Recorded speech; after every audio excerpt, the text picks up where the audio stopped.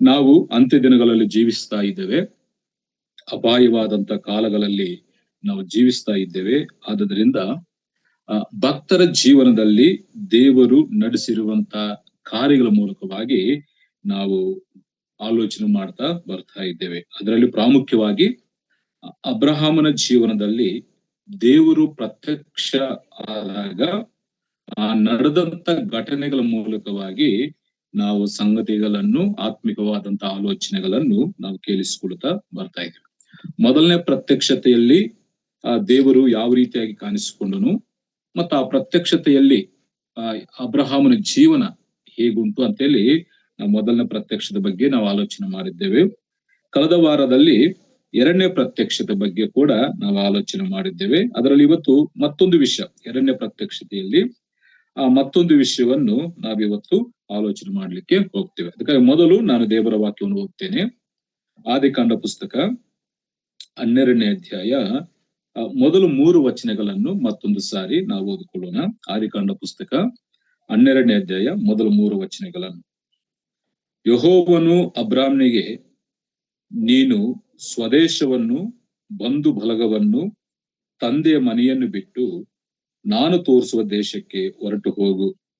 ನಾನು ನಿನ್ನನ್ನು ದೊಡ್ಡ ಜನಾಂಗವಾಗುವಂತೆ ಮಾಡಿ ಆಶೀರ್ವದಿಸಿ ನಿನ್ನ ಹೆಸರನ್ನು ಪ್ರಖ್ಯಾತಿಗೆ ತರುವೆನು. ನೀನು ಆಶೀರ್ವಾದ ನಿಧಿಯಾಗುವಿ. ನಿನ್ನನ್ನು ಹರಸುವವರನ್ನು ಹರಸುವೆನು, ನಿನ್ನನ್ನು ಶಪಿಸುವವರನ್ನು ಶಪಿಸುವೆನು. ನಿನ್ನ ಮೂಲಕ ಭೂಲೋಕದ ಎಲ್ಲ ಕುಲದವರಿಗೂ ಆಶೀರ್ವಾದ ಉಂಟಾಗುವುದು ಎಂದು ಹೇಳಿದನು.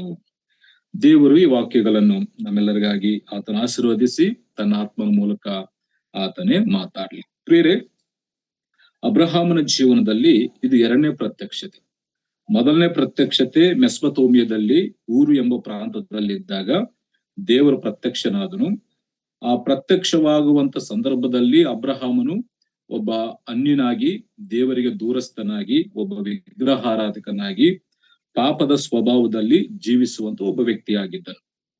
ಆದ್ರೆ ದೇವರ ಕರೆವಿಕೆ ಅಬ್ರಹಾಮನಿಗೆ ಬಂದಿದ್ರು ಕೂಡ ಅಬ್ರಹಾಮನ ತನ್ನ ತಂದೆಗೆ ತಿಳಿಸಿ ಅವರೆಲ್ಲರೂ ಕೂಡ ಕಾನಾನು ದೇಶಕ್ಕೆ ಹೋಗಬೇಕೆಂದು ಕಸಿದೀರಿ ಎಂಬ ಊರೆಂಬ ಪಟ್ಟಣವನ್ನು ಬಿಟ್ಟರು.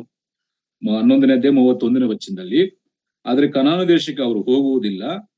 ಆ ಮೆಸ್ಪತೋಮಿಯದಲ್ಲಿ ಮತ್ತೊಂದು ಪ್ರಾಂತ ಹಾರಾನ್ ಪಟ್ಟಣಕ್ಕೆ ಬಂದು ಅಲ್ಲಿ ವಾಸ ಮಾಡಿಕೊಂಡು, ಅಲ್ಲಿ ವ್ಯಾಪಾರ ಮಾಡಿಕೊಂಡು ಜೀವಿಸ್ತಾ ಇರ್ತಾರೆ.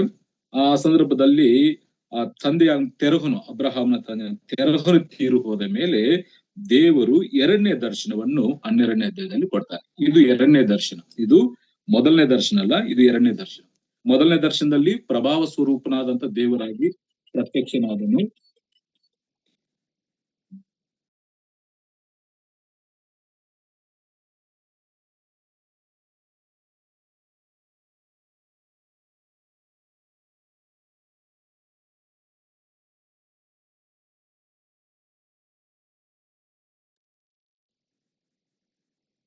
ಏನೋ ಪ್ರಾಬ್ಲಮ್ ರೀ, ನಂದು ಅಥವಾ ಜನರಲ್ ಆಗಿ ಒಂದು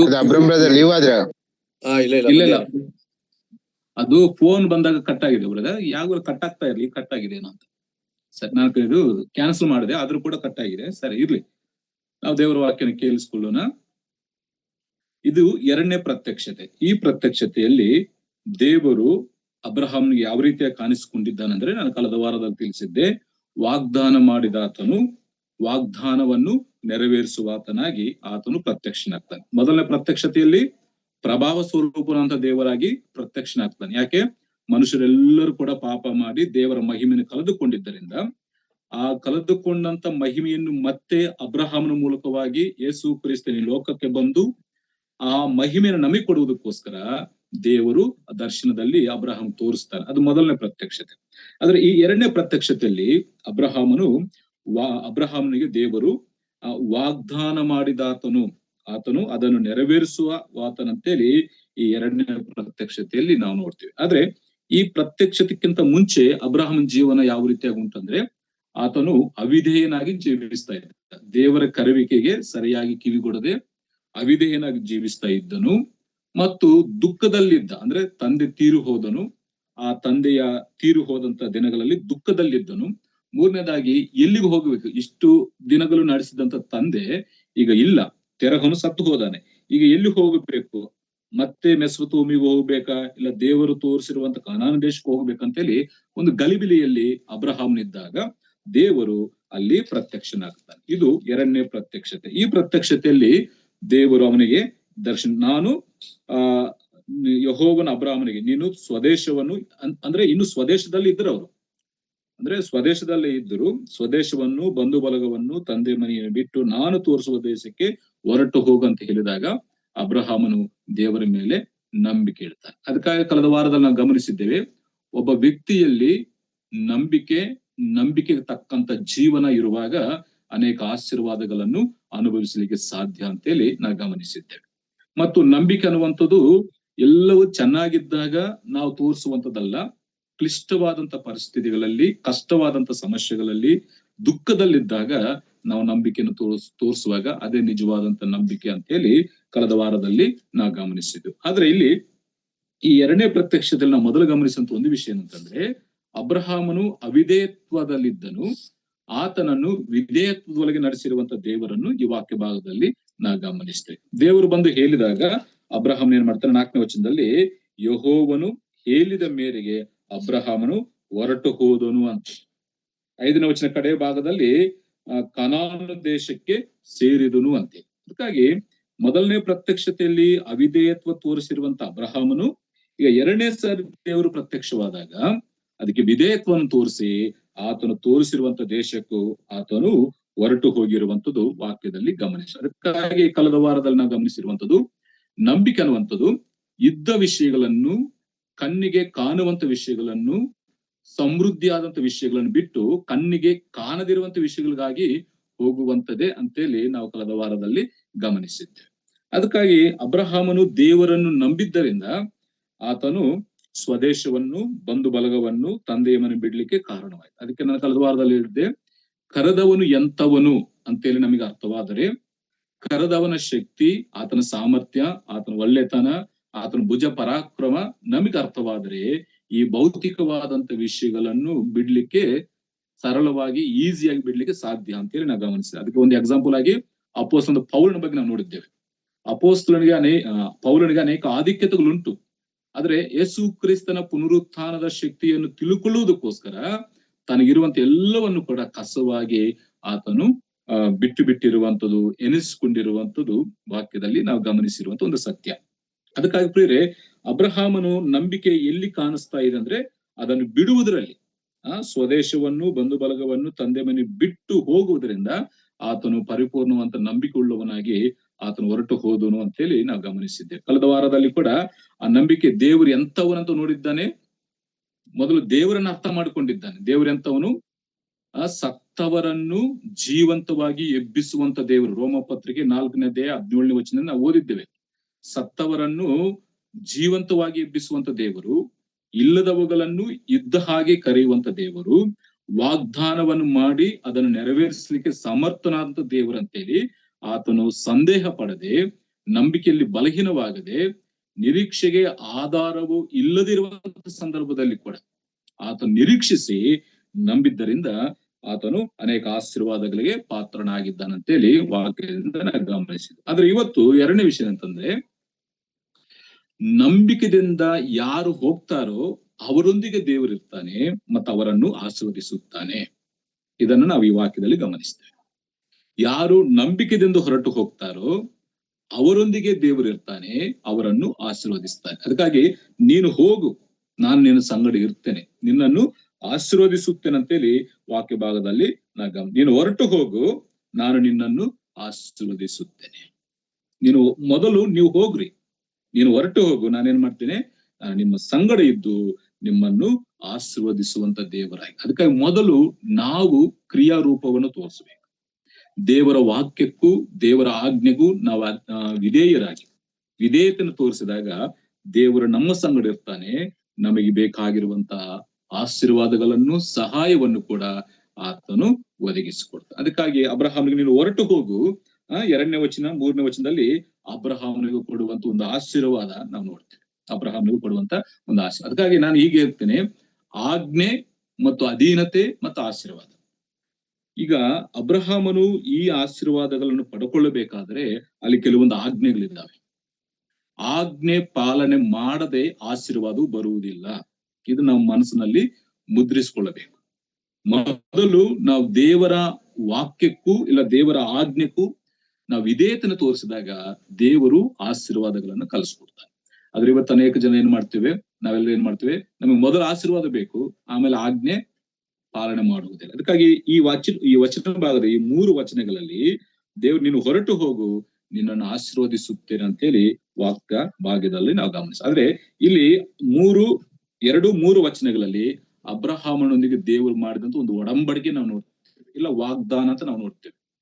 ಇಲ್ಲಾಂದ್ರೆ ಅಬ್ರಹಾಮನಿಗೆ ದೇವರು ಕೊಟ್ಟಂತ ಒಂದು ಆಶೀರ್ವಾದ ಅಂತ ಇಲ್ಲಿ ನಾವು ನೋಡಿದ್ವಿ. ಮೊದಲು ನೀನು ಹೊರಟು ಹೋಗು, ನಾನೇನ್ ಮಾಡ್ತೇನೆ, ನಿನ್ನನ್ನು ದೊಡ್ಡ ಜನಾಂಗವಂತೆ ಮಾಡ್ತೇನೆ ಅಂತ. ಅದಕ್ಕಾಗಿ ಪ್ರಿಯರೇ, ಇಲ್ಲಿ ನಾನು ಒಂದು ವಿಷಯ ತಿಳಿಸಿ ನಾನು ಇಲ್ಲಿ ಬರ್ತೇನೆ.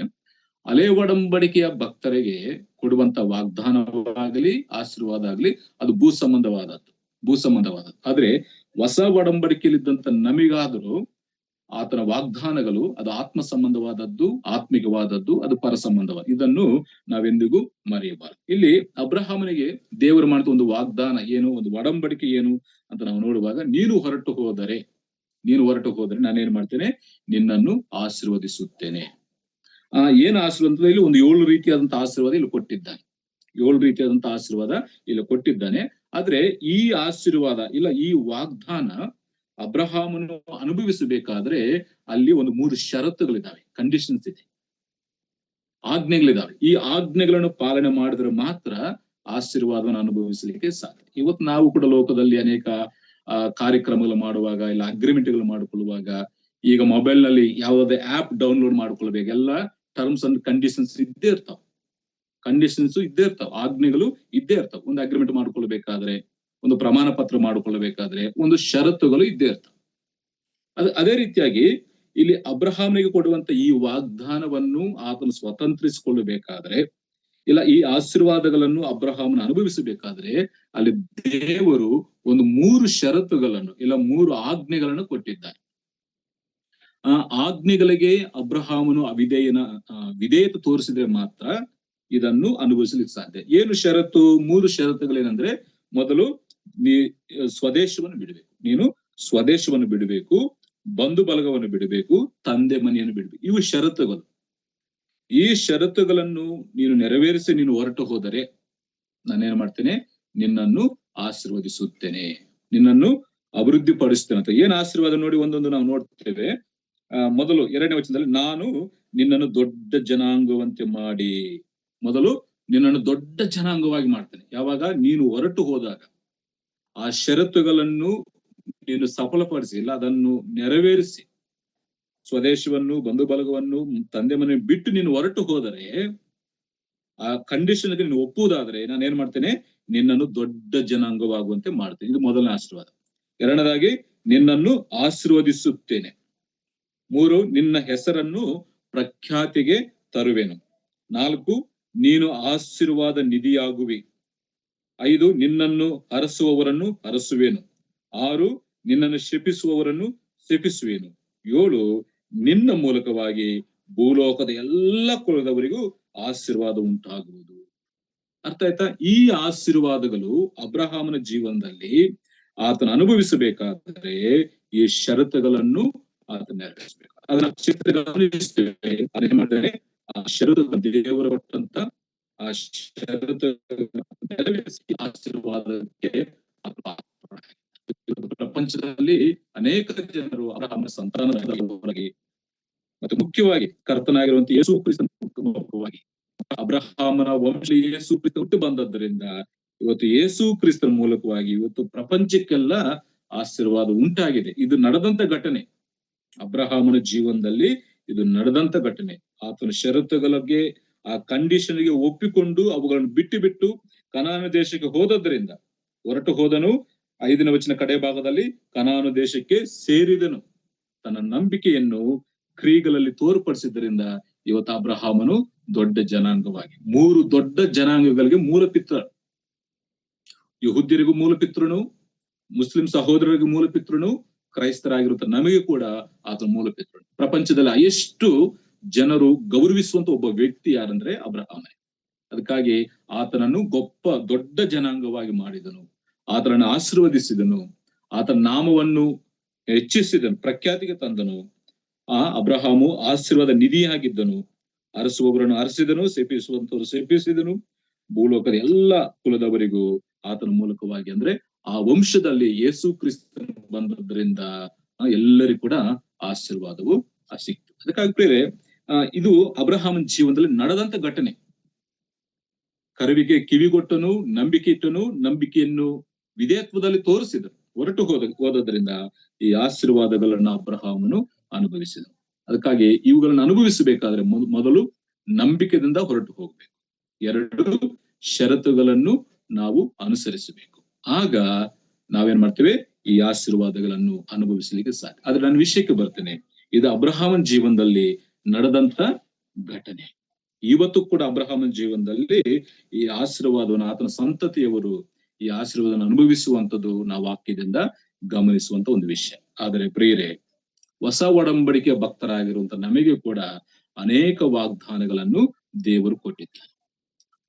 ಹಳೆ ಒಡಂಬಡಿಕೆಯ ಭಕ್ತರಿಗೆ ಅದು ಭೌತಿಕವಾದದ್ದು, ಅದು ಭೂ ಸಂಬಂಧವಾದದ್ದು ಮತ್ತು ಈ ಲೋಕಕ್ಕೆ ಸಂಬಂಧಪಟ್ಟದ್ದು ಆಶೀರ್ವಾದ. ಆದ್ರೆ ಹೊಸ ಒಡಂಬಡಿಕೆಯಲ್ಲಿದ್ದಂತ ಭಕ್ತರ ನಮಗಾದರೂ ಆತನ ಅನೇಕ ವಾಗ್ದಾನಗಳನ್ನು ಕೊಟ್ಟನು.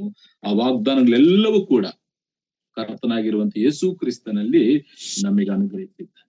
ಆದ್ರೆ ಅದನ್ನು ಅನುಭವಿಸಬೇಕಾದ್ರೆ ಕೆಲವೊಂದು ಕಂಡೀಷನ್ಸ್ ಇದಾವೆ, ಕೆಲವೊಂದು ಷರತ್ತುಗಳಿದಾವೆ. ಆ ಷರತ್ತುಗಳನ್ನು ನಾವು ಪಾಲನೆ ಮಾಡುವಾಗ ದೇವರ ವಾಗ್ದಾನವಾಗ್ಲಿ, ದೇವರ ಆಶೀರ್ವಾದಗಳಾಗ್ಲಿ ನಾವು ಅನುಭವಿಸಲಿಕ್ಕೆ ಸಾಧ್ಯ. ಅದಕ್ಕೆ ಮೊದಲೇ ಒಂದು ವಚನ ಓದೋಣ ನೋಡಿ.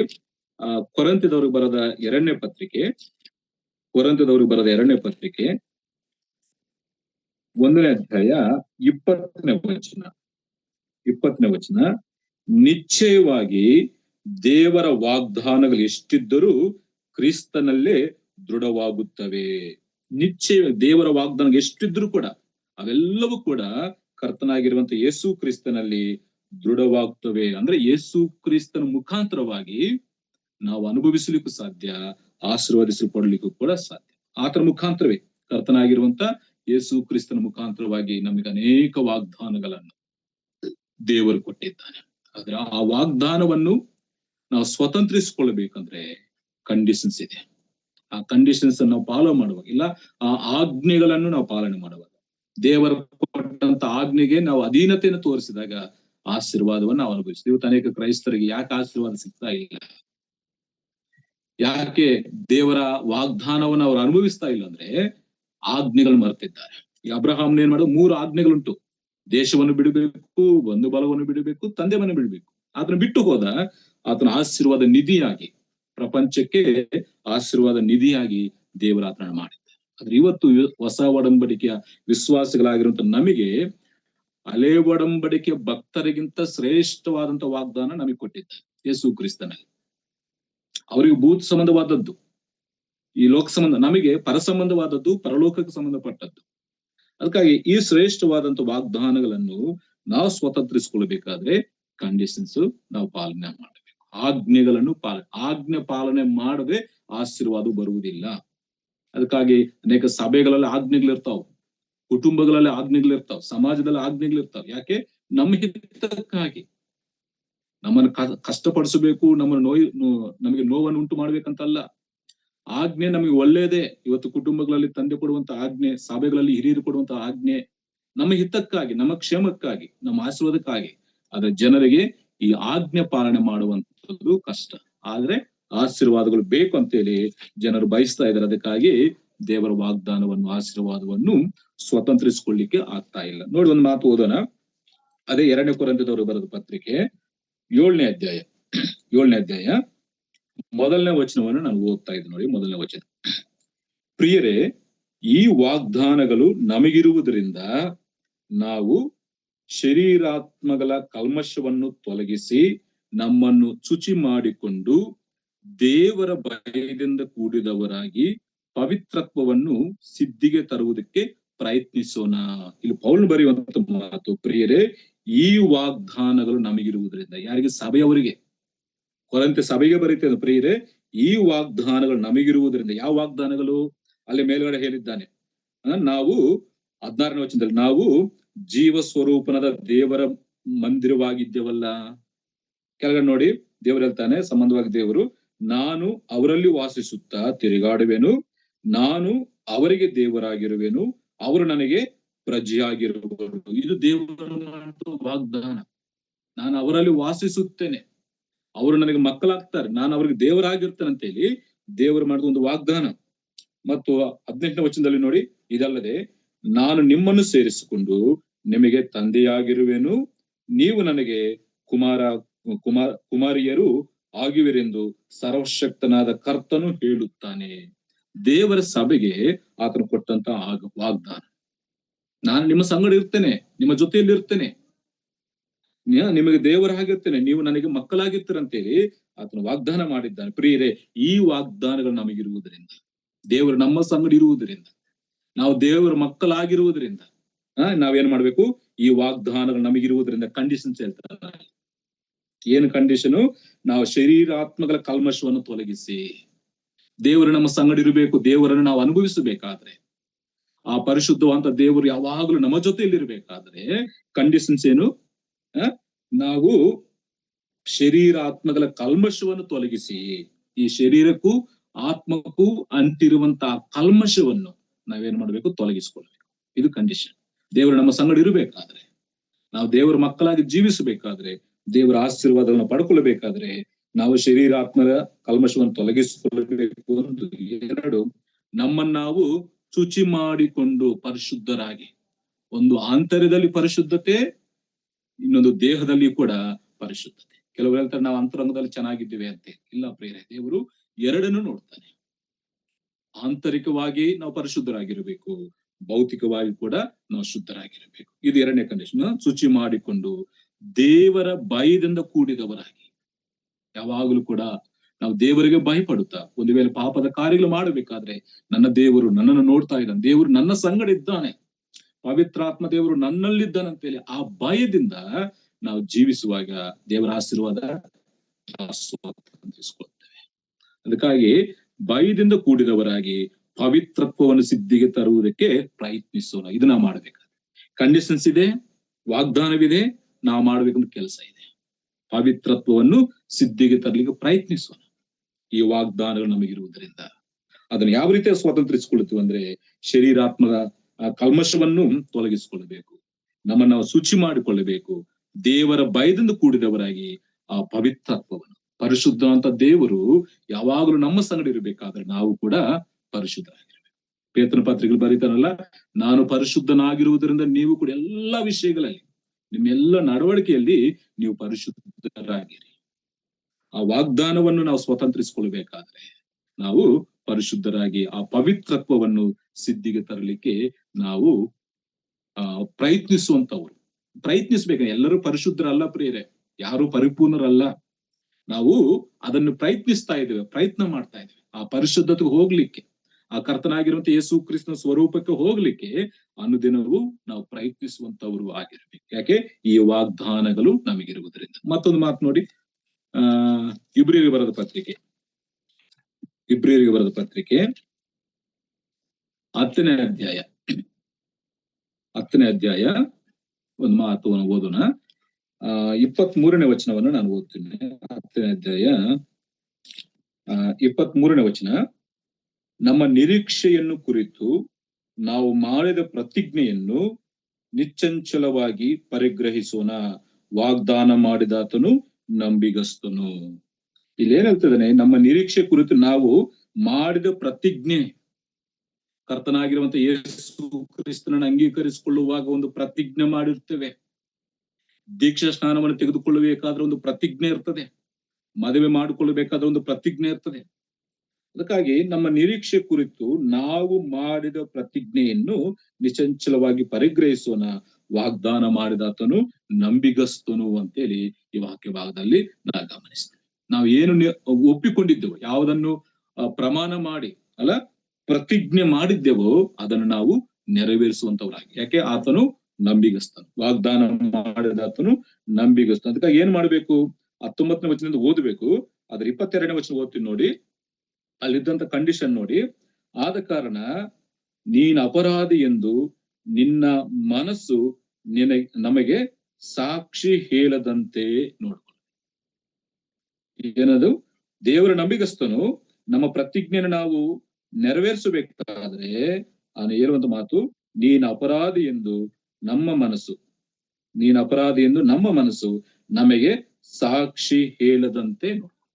ನಮ್ಮ ಮನಸ್ಸು ನಮ್ಮ ಮೇಲೆ ದೋಷಾರೋಪಣೆ ಮಾಡದ ಹಾಗೆ ನೋಡ್ಕೊಳ್ಬೇಕು. ಮತ್ತೊಬ್ರು ಹೇಳುವುದಲ್ಲ, ಮತ್ತೊಬ್ರು ಹೇಳ್ತಾರ ಅವ್ರಿಗೆ ಗೊತ್ತಾಗದೆ, ಅನ್ಯರು ಹೇಳ್ತಾರ ಅವ್ರಿಗೆ ಗೊತ್ತಾಗಲ್ಲ. ಯಾಕಂದ್ರೆ ಹೃದಯದ ಆಶ ಅವ್ರು ಯಾರಿಗೂ ಗೊತ್ತಾಗಲ್ಲ. ಆದ್ರೆ ನಿನ್ನ ಮನಸ್ಸು ಇಲ್ಲ ನನ್ನ ಮನಸ್ಸು, ನನ್ನಲ್ಲಿದ್ದ ಮನಸ್ಸು ನನ್ನನ್ನು ಒಂದು ಅಪರಾಧಿಯಾಗಿ ತೋರಿಸು. ನೀನ್ ತಪ್ಪು ಮಾಡಿದ್ದಿ ಅಂತೇಳಿ ನನ್ನ ಮನಸ್ಸಾಕ್ಷಿ ನನ್ನ ಮೇಲೆ ದೋಷಾರೋಪಣೆ ಮಾಡದ ಹಾಗೆ ನಾವು ನೋಡು. ಇದು ಕಂಡೀಷನ್. ದೇವರು ವಾಗ್ದಾನ ಮಾಡಿದ ಆತ ನಂಬಿಗಸ್ತನು, ಆತನ ಆಶೀರ್ವಾದಗಳನ್ನ ನಾವು ಪಡ್ಕೊಳ್ಬೇಕಾದ್ರೆ ಮೊದಲು ನಿನ್ನ ಮನಸ್ಸಾಕ್ಷಿ ಇಲ್ಲ ನಿನ್ನ ಮನಸ್ಸು ನಿನ್ನ ಮೇಲೆ ದೋಷಾರೋಪಣೆ ಮಾಡದ ಹಾಗೆ, ಸಾಕ್ಷಿ ಹೇಳದ ಹಾಗೆ ಅಲ್ಲ, ನೀನು ಅಪರಾಧಿ ಎಂದು ನಮ್ಮ ಮನಸ್ಸು ನಮಗೆ ಸಾಕ್ಷಿ ಹೇಳದಂತೆ ನಾವು ನೋಡ್ಕೊಳ್ಬೇಕು. 1. 2, ನಮ್ಮ ಹೃದಯ ಪ್ರೋಕ್ಷಿಸಿಕೊಂಡು ದೇಹ ನಂಬಿಕೆಯುಳ್ಳವರಾಗಿ ಯಥಾರ್ಥ ಹೃದಯವುಳ್ಳವರಾಗಿ ದೇವರ ಬಳಿಗೆ ಬರೋಣ. ದೇವರು ನಂಬಿಗಸ್ತನು, ದೇವದಾನ ಮಾಡಿದನು ನಂಬಿಗಸ್ತನು. ಆ ನಂಬಿಗಸ್ತನ ಆಶೀರ್ವಾದ ನಾವು ಪಡ್ಕೊಳ್ಬೇಕಾದ್ರೆ ಇಲ್ಲಿ ಸುಮಾರು ಒಂದು 5 ಕಂಡೀಷನ್ಸ್ ಇದೆ. ಮೊದಲೇನು? ಮನಸ್ಸು ನಿನ್ನ ಮೇಲೆ ದೋಷಾರೋಪ ಮಾಡದ ಹಾಗೆ ನೋಡಿಕೊ. 2, ಹೃದಯವನ್ನು ಪ್ರೋಕ್ಷಿಸಿಕೊಂಡು, ಅಂದ್ರೆ ಹೃದಯದ ಪರಿಶುದ್ಧ. 3, ದೇಹವನ್ನು ತಿಳಿನೀರಿನಿಂದ ತೊಳೆದುಕೊಂಡು, ದೇಹವು ಕೂಡ ಶುಭ್ರವಾಗಿರ್ಬೇಕು. ಮತ್ತು ದೇಹ ಅಂದ್ರೆ ನಾವು ಮಾಡುವಂತ ಕಾರ್ಯಗಳು, ಭೌತಿಕವಾದಂತ ಕಾರ್ಯಗಳು, ಶಾರೀರಿಕವಂತ ಕಾರ್ಯಗಳು ಕೂಡ ಶುದ್ಧವಾಗಿರಬೇಕು. ಮತ್ತು ಹೊಂದಿಕೊಂಡು ಪರಿಪೂರ್ಣವಾದ ನಂಬಿಕೆ ಉಳ್ಳವರಾಗಿ, ಯಥಾರ್ಥ ಹೃದಯ ಉಳ್ಳವರಾಗಿ ದೇವರ ಬಳಿಗೆ ಬರೋಣ. ನಮ್ಮ ನಿರೀಕ್ಷೆಯ ಕುರಿತು ನಾವು ಮಾಡಿದ ಪ್ರತಿಜ್ಞೆಯನ್ನು ನಿಚಂಚಲವಾಗಿ ಪರಿಗ್ರಹಿಸೋಣ. ವಾಗ್ದಾನ ಮಾಡಿದ ಆತನು ನಂಬಿಗಸ್ತ. ಆತನು ಅನ್ಯಾಯ ಮಾಡುವುದಿಲ್ಲ. ನಮಗೆ ಕೊಡ್ತೇನೆ ಅಂತ ಹೇಳುವಂತ ಮಾತನ್ನ ತಪ್ಪುವುದಿಲ್ಲ. ಆ ಆಶೀರ್ವಾದ ನಮಗೆ ತಪ್ಪಿ ಹೋಗುವುದಿಲ್ಲ. ಆದ್ರೆ ಈ ಕಂಡೀಷನ್ಸ್, ಈ ಆಜ್ಞೆಗಳನ್ನು ನಾವು ಪಾಲನೆ ಮಾಡುವಾಗ ನಾವು ದೇವರ ಆಶೀರ್ವಾದಗಳನ್ನು ನಾವು ಅನುಭವಿಸಲಿಕ್ಕೆ ಸಾಧ್ಯ. ಹಳೆ ಒಡಂಬಡಿಕೆ ಭಕ್ತರಿಗೆ ಅದು ಭೌತಿಕವಾದದ್ದು ಪ್ರೇರಣೆ, ಅದು ಭೌತಿಕವಾದಂತ ಆಶೀರ್ವಾದ, ಭೌತಿಕವಾದಂತ ವಾಗ್ದಾನಗಳು. ಆದ್ರೆ ಹೊಸ ಒಡಂಬಡಿಕೆಯ ಜನರ ನಮಗಾದರೂ ಆತ್ಮ ಸಂಬಂಧವಾದಂತ ಆಶೀರ್ವಾದಗಳು, ಪರ ಸಂಬಂಧವಂತ ಆಶೀರ್ವಾದಗಳನ್ನು ವಾಗ್ದಾನ ರೂಪದಲ್ಲಿ ಯೇಸು ಕ್ರಿಸ್ತನ ಮೂಲಕವಾಗಿ ನಮಗೆ ಕೊಟ್ಟಿದ್ದಾರೆ. ಅದಕ್ಕಾಗಿ ಅದರಲ್ಲಿದ್ದಂತ ಷರತ್ತುಗಳನ್ನು ನಾವು ಪಾಲಿಸಿ ದೇವರ ವಾಗ್ದಾನವನ್ನು, ಆಶೀರ್ವಾದಗಳನ್ನು ನಾವು ಸ್ವತಂತ್ರಿಸಿಕೊಳ್ಳೋಣ. ಮತ್ತೊಂದು ವಾಕ್ಯ ಓದು ನೋಡಿ, 2ನೇ ಪೇತ್ರನ ಪತ್ರಿಕೆ, ಪೇತ್ರನ ಬರೆದ 2ನೇ ಪತ್ರಿಕೆ 1ನೇ ಅಧ್ಯಾಯ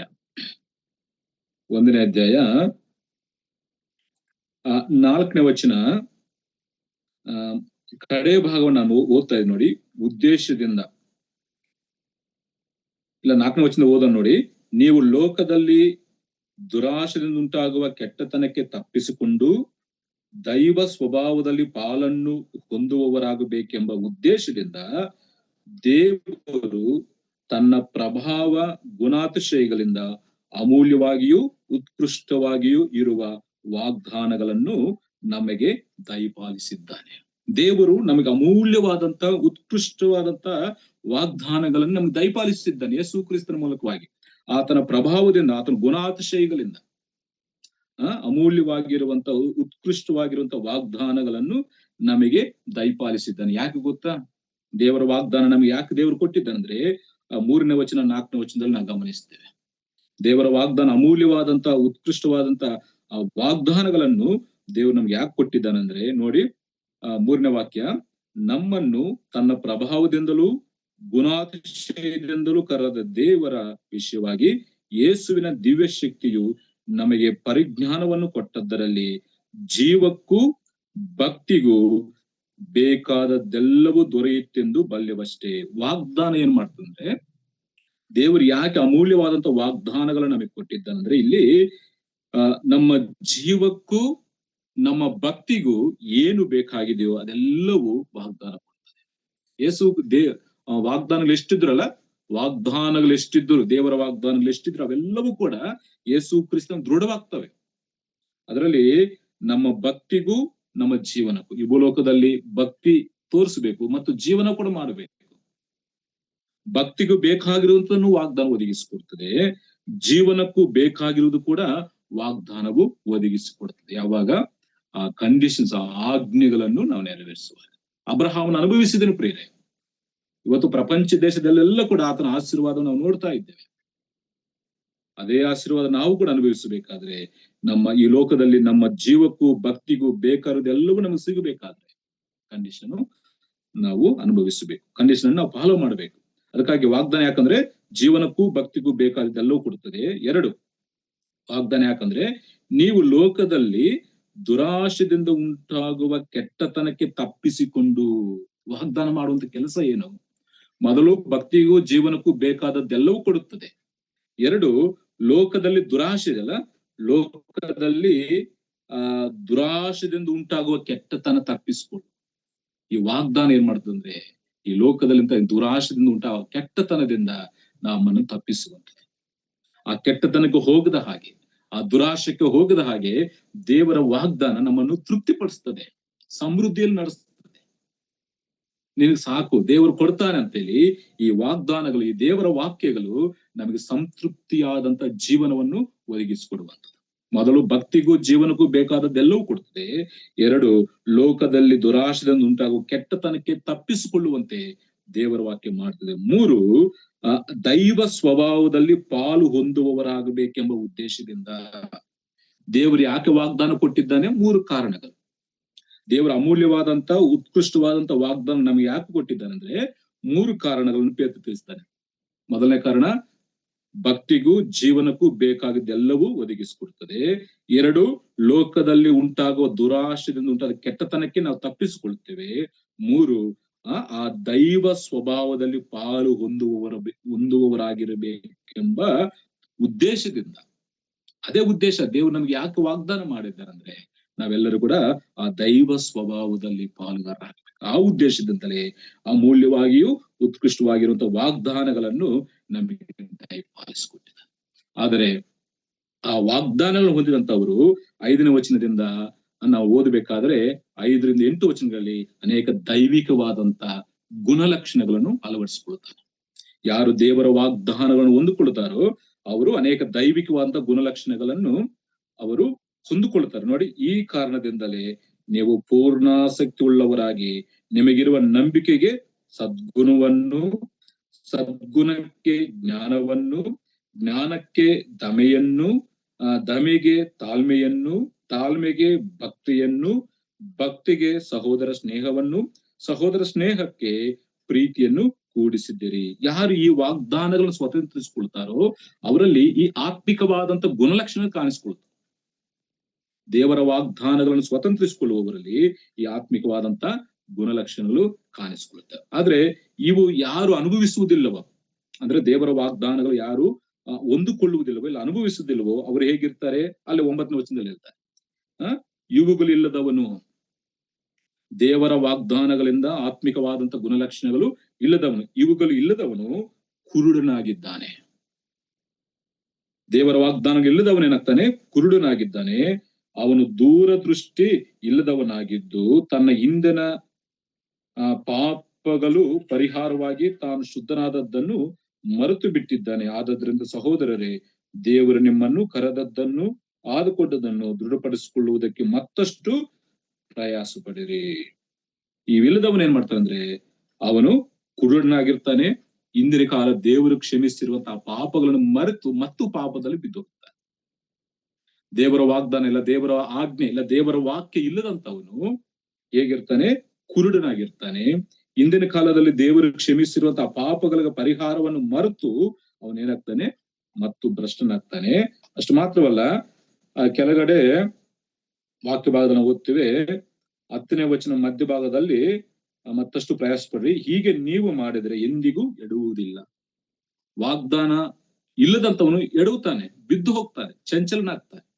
ಇರುವಂತವನು ಅವನು ಎಡುವುದಿಲ್ಲ ಅಂತೇಳಿ ವಾಕ್ಯ ಭಾಗದಿಂದ ನಾವು ಗಮನಿಸ್ತೀವಿ. ಅದಕ್ಕಾಗಿ ಪ್ರಿಯರೇ, ನಮಗೆ ಕೊಡಲ್ಪಟ್ಟಂತ ವಾಗ್ದಾನ ಅದು ನಿತ್ಯವಾದದ್ದು. ಅಲ್ಲಿ 11ನೇ ವಚನದಲ್ಲಿ ಹೇಳ್ತಾನಲ್ಲ, ಮತ್ತು ನಮ್ಮ ಕರ್ತನು ರಕ್ಷಕನಾಗಿರುವ ಯೇಸು ಕ್ರಿಸ್ತನ ನಿತ್ಯ ರಾಜ್ಯದಲ್ಲಿ ಪ್ರವೇಶಿಸುವ ಹಾಗೆ ದೇವರು ನಿಮ್ಗೆ ಧಾರಾಳವಾಗಿ ಎಲ್ಲ ವಾಗ್ದಾನಗಳು. ಯಾಕಂದ್ರೆ ನಾವು ಆ ನಿತ್ಯ ರಾಜ್ಯದಲ್ಲಿ, ಆ ದೈವ ಸ್ವಭಾವದಲ್ಲಿ ನಾವು ಪಾಲುಗಾರರಾಗಿ ಆ ನಿತ್ಯ ರಾಜ್ಯದಲ್ಲಿ ಸೇರು.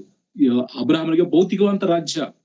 ಈಗಲೂ ನಾವು ನೋಡ್ತಾ ಇದ್ದ ಆ ರಾಜ್ಯದಲ್ಲಿ ಅನೇಕ ಯುದ್ಧಗಳು ಅಲ್ಲ, ಆ ಕಾನಾನ ದೇಶದ ಯೆರೂಸಲೇಮ್ ಪಟ್ಟಣ ಸುತ್ತಮುತ್ತಲು ಅನೇಕ ಯುದ್ಧಗಳಿದೆ ಪ್ರಿಯರೇ.